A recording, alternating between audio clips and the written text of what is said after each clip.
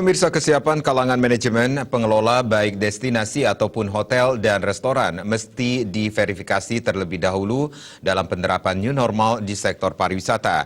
Mereka yang sudah siap atau lulus verifikasi akan diberikan sertifikat terverifikasi.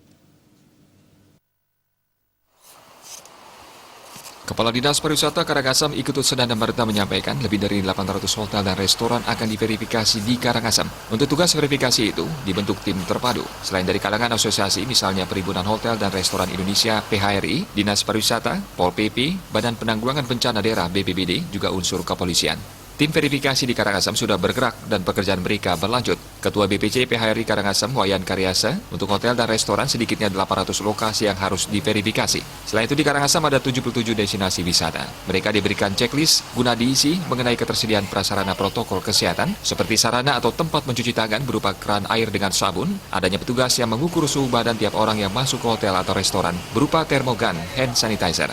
Sementara tempat duduk di ruang tamu atau ruang tunggu tamu, jarak tempat duduk diatur dan sebagainya. Kadis Pariwisata Senanda Marta meyakini, kalangan hotel dan restoran sudah siap dengan prasarana dan menjalankan protokol kesehatan dalam rangka pembukaan pariwisata pada era baru ini.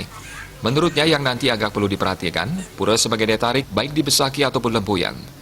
Untuk sementara pembukaan pariwisata era baru ini, kunjungan lebih banyak untuk wisatawan lokal, sementara wisatawan mancanegara masih jauh, sebab penerbangan juga belum dibuka normal. Sementara itu dari pantauan di sejumlah destinasi wisata di Karangasem, situasi masih tampak sepi dari kunjungan wisatawan, seperti di Taman Tirta Gangga, Taman Ujung, serta objek seperti Rumah Pohon Temega.